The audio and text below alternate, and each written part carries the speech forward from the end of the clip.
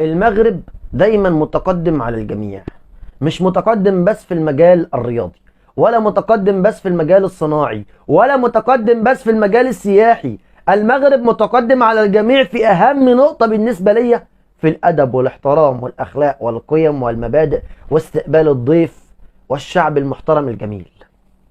المغرب متفوق في الأدب، متفوق في الاحترام، وده عندي أهم من التفوق في المجال الرياضي، أهم من المجال السياحي، أهم من المجال الصناعي. متفوق بالأدب والاحترام والأخلاق. لما المغاربة يتشتموا امبارح ويتهانوا على الأراضي الجزائرية واستقبال زي الزفت وقلة أدب وقذارة بطريقة مش محترمة، ولاعبات الجزائريين اللي داخلين أرضية الملعب بالأعلام الجزائرية، وشغل عند وشغل قلة أدب وشغل عدم احترام واستفزاز للمغاربة. الجيش الملكي المغربي امبارح كان موجود على الأراضي الجزائرية عشان بيلعب فريق جزائري في تصفيات شمال أفريقيا. شاف إهانة ليوم الإهانة، شايف استفزاز ليوم الاستفزاز، شاف العلم المغربي وهو بيرتمي على الأرض قدام عينه. ورغم كل ده لعبوا وأدوا وقاتلوا وفازوا برباعية علشان يعلموهم الأدب. المنتخب أو النادي المغربي، نادي الجيش الملكي المغربي، رايح يلعب مباراة كرة قدم، لا رايح يقل أدبه ولا رايح يهين ولا رايح يشتم. رايح يلعب مباراة كرة قدم، لكن لقي ناس قدامه مش محترمين. هو غصب عنه مسك نفسه وقدر يفوز وينتصر على الفريق الجزائري النسوي برباعية. عشان لما اقول لكم يا مغاربه ان مفيش حد زيكم يبقى تتاكدوا من كلامي، ويبقى ايه، تصدقوا. اي بعثه جزائريه بيروحوا المغرب دايما المغاربه بيستقبلوهم افضل استقبال، بيستقبلوهم بالورود والتمر واللبن واستقبال عالمي. اي بعثه جزائريه، نهضه بركان لما لعب اتحاد العاصمه الجزائري، شفنا نهضه بركان اتعمل فيه ايه في الجزائر، وشفنا لما اتحاد العاصمه الجزائري جه عشان يلعب نهضه بركان في مباراه العوده، لما نادي الجزائري اتسحب، نادي اتحاد العاصمه الجزائري. لكن الاستقبال كان عامل ازاي؟ كان افضل استقبال، كان استقبال بالورود. طلع رئيس البعثه بنفسه وقال ان المغاربه استقبلونا افضل استقبال، وانهم بلد وناس محترمين جدا جدا، وشهد شاهد من اهلها، هو اللي شهد منه. المنتخب الجزائري النسوي لما جه المغرب علشان يلعب مباراه ضد المنتخب المغربي، مش فاكر في تصفيات ايه بالظبط، لما قدر المنتخب المغربي انه يفوز 4-0 على ارضه، شفنا الاستقبال كان عامل ازاي.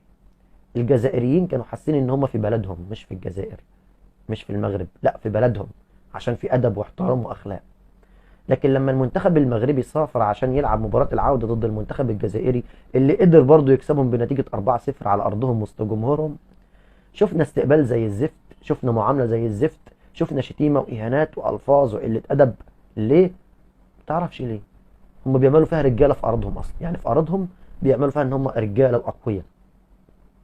مش شغل رجوله ده، صدقني.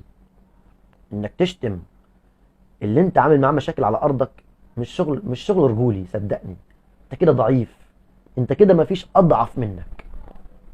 واخرهم نادي الجيش الملكي النسوي رايح يلعب مباراه في تصفيات افريقيا، اتشتم، اتهان، اتقل منه بطريقه مستفزه، متعرفش ليه. ورغم كل ده فاز برضو 4-0 عليهم، ورجعوا او ان هم خلوهم يبكوا من الهزيمة. صلي بينا على النبي، قول عليه الصلاة والسلام. عايزك تعمل لايك وتشير الفيديو في كل مكان، وتشترك في القناة وتفعل زر الجرس عشان يوصلك مننا كل ما هو جديد وحصري. أو قالها ستكون إن شاء الله عهدة اقتصادية محضة ستغير ملامح الوطن في جميع الجهات وكل المناطق، وستعطي للجزائر قوة أكبر. كي يتكلم على باله وراه شعب، كي يتكلم على باله باللي الصوت تاعو يجيب. راكم شفتوا في باري في ايطاليا مع الزعماء، هما اللي كانوا مديرين لاشين باش يهضروا معاه. الناس كل راهم متفائلين خير. درك ما يبقاش غير نقولوا برك، لازم نهار 7 سبتمبر نحقوا نجسدوا الوعود تاعنا. اخرجوا كلكم كرجل واحد. احنا قال اخرين يقولوا باللي خلاص على وراهم فوتي انا ها الرئيس يعاود ينتخبوا. لا، الامور مش محسومه. احنا نحتاجوا نعطيوه اكبر نسبه مئويه، ولازم تكون اكبر نسبه مئويه. لازم الناس الكل يخرجوا، ما يصبحليش راقد والله انا يصبح لا بلاج قريبه الرشقون ويقول لك لا وهنا. انا بغينا ننظموا هذه ان شاء الله. الذين راهم هذه مدينه بنيسا، هذه الاوضاع التي يريد ان يغيرها، هذه الاوضاع التي يريد ان يغيرها. هذه هي، وكل شيء راه موجود في البرنامج تاعو. لكن ما كفاوش 3 سنين اللي خدمهم يعني بشق النفس، لكن ما كفاوش باش احنا نعطوه 5 سنوات باش يوقف على كل هذه النقائص وكل هذا اللي راك تهضر بالتهميش يعني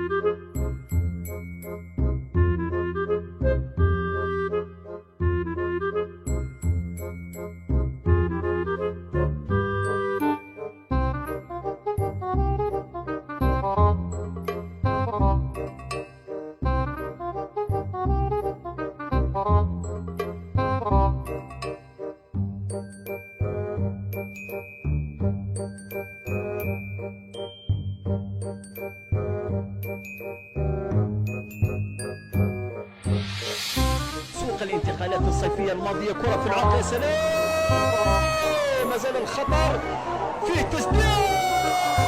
الهدف الأول، والهدف الأول لنادي الجيش الملكي المغربي الذي ولد عملاقا وفاز بثلاثية تاريخية الموسم الماضي، كأس الرابطة، كأس الجزائر، بالإضافة إلى كأس البطولة. هجمة خاطفة من جانب نادي الجيش الملكي المغربي، توزيع من هناك والدفاع، ما زال الخطر. الهدف الثاني والهدف الثاني كذا الثالث في دورتي 2021 2023. كرة في العمق لصالح الجيش المغربي.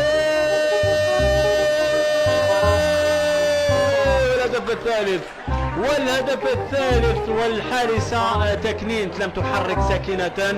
كرة تمر، انفراد بالحارسة. والهدف الرابع لصالح الجيش الملكي المغربي للسيدات. قبل أن تنفض المباراة تنفسها الأخيرة مشاهدينا الكرام، نتعرف على هوية مسجلة الهدف الأخير. 4 أهداف دون رد مشاهدينا الكرام. من سجل الهدف؟ اللاعبة رقم 19. إذا متابعينا الكرام، كما شاهدتم ما حصل اليوم في المباراة ديال الجيش الملكي النسوي. فريق الجيش الملكي النسوي ضد أحد الفرق الجزائرية ضمن تصفيات الكأس الإفريقية للأندية النسوية. طبيعة الحال المباراة، قبل المباراة كانت هناك استفزازات، بعضها شاهدتموها في الفيديو وبعضها بطبيعة الحال كان خلف الكواليس، كما اعتدنا دائما من نظام الحقارة، من نظام الدناءة، من نظام حضارة الجزائر. ومرفعوش العلم ديال المغرب، مع العلم أنه لازم يكون مرفوع في أرضية الملعب ضمن الشروط وضمن دفتر التحملات ديال الكاف. لكن كما العادة المرض والهوس النفسي دائما حاضر لنظام حضارة الجزائر. الأكثر من ذلك، عطاو للاعبات ديالهم الإعلام ديال حضارة الجزائر، الخرقة ديال حضارة الجزائر، باش يدخلوا بها كما شاهدتم في بداية الفيديو للملعب لاستفزاز اللاعبات المغربيات. لكن ما حصل في المباراة، ما حصل أو النتيجة ديال المباراة متابعينا الكرام، هي تعبر لنا كذلك عن الواقع ديال حضارة الجزائر مع المغرب، عن الواقع ديال النظام الجزائري مع المغرب. نظام الجزائر لا يعرف سوى الاستفزاز، لا يعرف سوى هذه السلوكيات المنحطة والقذرة. لكن شنو كتكون النتيجة؟ هذا هو المهم.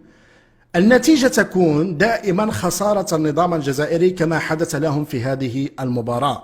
رغم الاستفزازات منذ أن وصل الفريق المغربي أو فريق الجيش الملكي المغربي النسوي إلى حضارة الجزائر كما العادة، رغم كل شيء خسروا المباراة بنتيجة قاسية. الهدف الأول ثم الثاني ثم الثالث ثم الرابع. ولو شاهدتم المباراة متابعينا الكرام سوف تجدون أو تلاحظون الفرق الكبير والمهول ما بين الأداء ديال الفرق أو المنتخبات المغربية النسوية. وهذه المسألة شاهدناها كذلك حتى في المواجهة اللي كانت ما بين المنتخب المغربي النسوي والمنتخب ديال حضارة الجزائر النسوي المؤهلة على ما أظن لكأس العالم النسوية. فما يهمنا هنا وهو أن المغرب اشتغل، كون الأطر، كون اللاعبات، قام بإنشاء مراكز للتدريب، مراكز للبحث عن المواهب في كرة القدم، وهذه المسألة التي نريدها كذلك في باقي الرياضات حتى نرى نفس الطفرة، نفس التطور اللي هو حاصل في كرة القدم نشوفه في باقي الرياضات. لكن اللي كيهمني الآن وهو أنه من رغم كل هذه الاستفزازات خسر نظام حضارة الجزائر المباراة، وربح الفريق المغربي اللي هو فريق الجيش الملكي. نفس الخلاصة فيما يتعلق بحركات النظام الجزائري في المستوى الدبلوماسي أو على المستوى الدبلوماسي. دائما الاستفزازات، دائما الحركات اللا أخلاقية، دائما السلوكات المنحطة، دائما شراء الذمم، دائما السب والشتم، دائما الأمور اللي هي بعيدة كليا عن العمل وعن اخلاقيات العمل الدبلوماسي. لكن في نهايه المطاف شنو كتكون النتيجه؟ النتيجه كتكون 4-0 متابعينا الكرام، ذات النتيجه اللي شفناها في المباراه ديال اليوم كنشوفوها دائما على المستوى الدبلوماسي، رغم كل النباح والعويل والصراخ والبروباغندا ونشر الاكاذيب وزيف الاخبار وما الى ذلك من هذه الامور. نظام حضارة الجزائر يخسر المعركة على المستوى الدبلوماسي، ويخسر المعركة على كل المستويات الأخرى، لعلنا شاهدناها الآن على المستوى الرياضي والدبلوماسي، لكن كذلك على المستويات الأخرى الاقتصادية والعسكرية والمجالات الأخرى. يخسر نظام حضارة الجزائر الرهان، لأن ما يحرك نظام حضارة الجزائر ليس الاحترافية في العمل، سواء تعلق الأمر بالمجالات الرياضية ولا الدبلوماسية ولا غيرها. ما يحرك نظام حضارة الجزائر هو الحقد على المغرب، هو الكراهية، هو تلك العقدة اللي عندهم من المغرب، هو